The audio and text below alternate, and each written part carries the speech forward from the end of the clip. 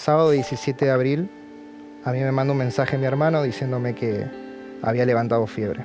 A la mañana de ese martes se va mi hermano en ambulancia y a la siesta arranca mi viejo. Entonces, bueno, hablamos con un médico y el médico me dice, bueno, tráetelo al área COVID del Hospital Protomédico, que está acá en Recreo. Y bueno, ahí está, ese martes 28, yo a la mañana estábamos los tres, más allá doloridos o no, estábamos los tres en casa, y a la tarde-noche estaba solo en casa, en silencio.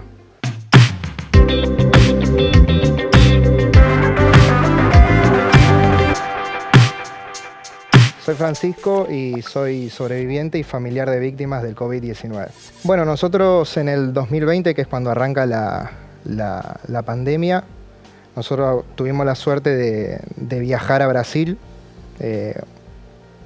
Obviamente, uno de los tantos sueños de mi viejo era poder viajar en avión. Bueno, yo tuve la suerte de, después de ahorrar por un tiempo, poder pagar el viaje a Brasil e irnos justo en febrero-marzo del 2020. Cuando nosotros volvemos, ya con la pandemia oficializada, nos hacen cumplir con el aislamiento de los 14 días por haber viajado al exterior.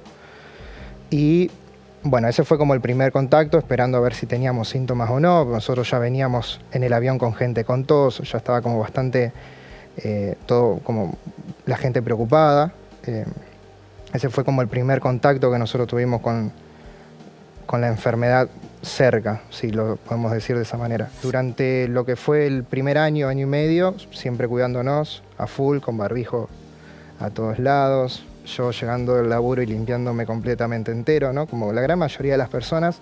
Obviamente cuando ya se veía más cerca la vacuna, como en la gran mayoría de las personas, un poquito empezó a bajar los cuidados, pero siempre, al menos en lugares cerrados o donde había contacto con gente, siempre andábamos con barbijo. En ese sentido siempre nos cuidamos bastante. El sábado 17 de abril tengo bastante claras las fechas. Yo hablo con mi jefe, le digo que mi hermano había tenido fiebre. Yo, obviamente, por vivir con él, soy contacto estrecho.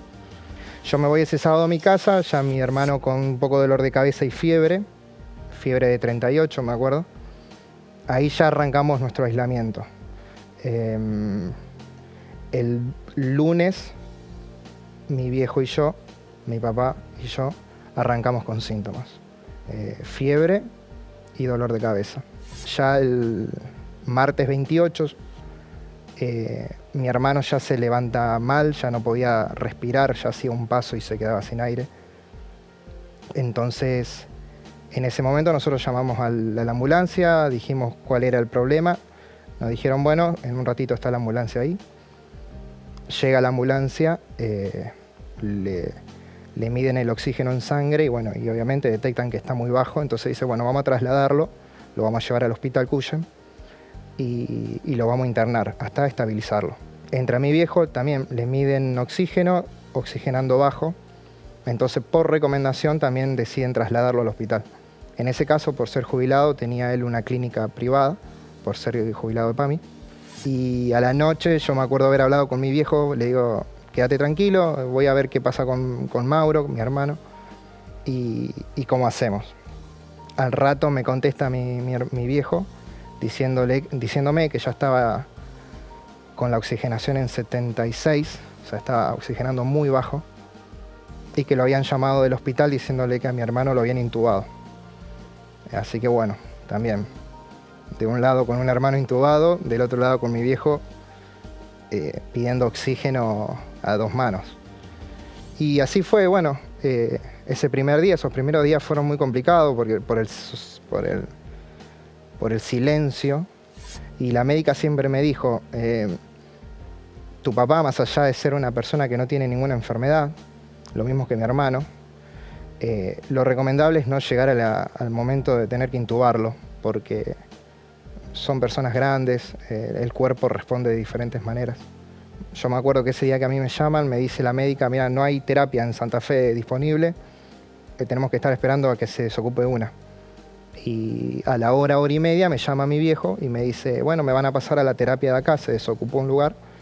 Y ese fue el día que yo hablé con mi viejo, el último día. A los 4 días necesitan intubarlo porque ya la neumonía bilateral estaba muy avanzada y le estaba afectando muchísimo los pulmones.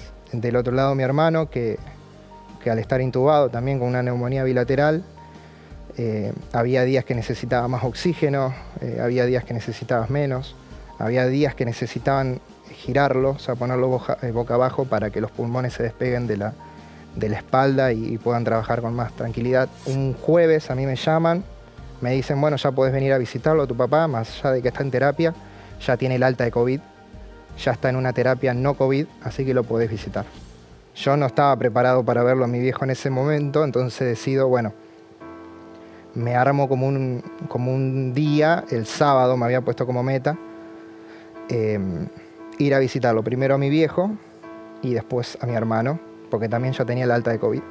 El viernes a mí me llaman del CUYEM por el parte médico de mi hermano, diciéndome que se había complicado un poquito, que si bien estaba estabilizado, estaba un poco complicado. Y bueno, yo ya me quedo mal, y a los 10 minutos me llaman por mi viejo de que había sufrido un paro cardíaco porque la exigencia de tanto oxígeno había hecho de que uno de los pulmones se perforara. Entonces, sumado a una neumonía, no había nada para hacer. Así que bueno, ese 14 de mayo, ese viernes, yo a eso de las 2:30, voy y me despido de mi viejo. A la tardecita, bueno, él fallece. Obviamente, con el tema del COVID, las casas fúnebres, todo el tema del velorio era muy complicado. Había que andar sacando turno en todos lados. Y una vez que entra al cementerio, bueno, yo me voy al hospital a visitarlo a mi hermano. Así que bueno, eso fue bastante complicado también, porque yo hablo con la médica en el CUYEM y le digo, en el momento que despierte, ¿cómo le digo yo todo esto? Entonces me dice, no, bueno, mientras esté en terapia, él no se puede enterar de nada. Vos no le podés contar nada. Una vez que ingrese allá a una sala más común, recién ahí, con un grupo de psicólogos, se lo encara y se le dice qué fue lo que pasó. Bueno, yo voy, lo visito a mi hermano y también así estuvimos varios días, hasta el 31 de mayo, que bueno, mi hermano fallece. Ya al mediodía a mí me llaman, me dicen que estaba muy complicado. Y a la tarde, 5 de la tarde aproximadamente, también él fallece. En 14 días, a mí me tocó despedirme tanto de mi viejo como de mi hermano. Mi viejo de 64, mi hermano de 35. Yo al estar siempre informado, porque a mí me gustaba estar informado sobre este tema,